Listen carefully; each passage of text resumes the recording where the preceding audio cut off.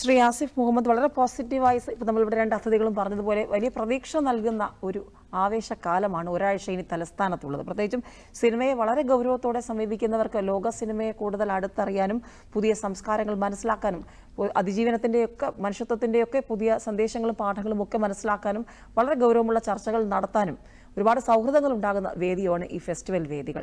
എങ്ങനെ കാണുന്നു? ആസിഫിനെ സംബന്ധിച്ച് ഇവിടെ രണ്ട് അതിഥികളും പറഞ്ഞതുപോലെ ഈ മാറിയ കാലത്തിനനുസരിച്ച് സാങ്കേതികവിദ്യയുടെ വലിയ കുതിച്ചുചാട്ടത്തിൻ്റെ കാലത്ത് ഫെസ്റ്റിവൽ വരുമ്പോൾ അതിനെങ്ങനെയാണ് കാണുന്നത്?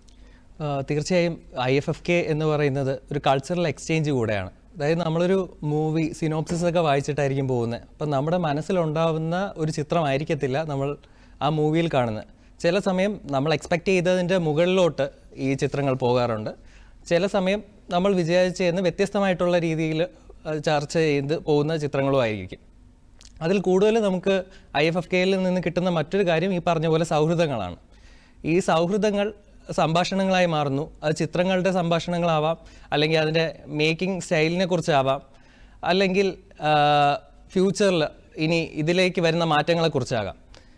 അപ്പോൾ ഇത്തരത്തിലുള്ള ചിത്രങ്ങൾ നമ്മുടെ എന്താ പറയുക തിങ്കിങ് എബിലിറ്റി കൂട്ടുന്നതായിട്ട് എനിക്ക് പേഴ്സണലി ഫീൽ ചെയ്തിട്ടുണ്ട്. കാരണം നമ്മൾ ഒരു പുസ്തകം വായിക്കാനായിട്ട് നമ്മൾ ഒരുപാട് സമയം സ്പെൻഡ് ചെയ്യുന്നു. പക്ഷേ ഈ ഒരാഴ്ച കൊണ്ട് ഒരു 5000-ഓളം പുസ്തകം വായിച്ച ഒരു ഫീലിംഗ് ആണ് കുറച്ച് സിനിമകൾ കണ്ടുകൊണ്ട് നമ്മുടെ മൈൻഡിലേക്ക് വരുന്നത്.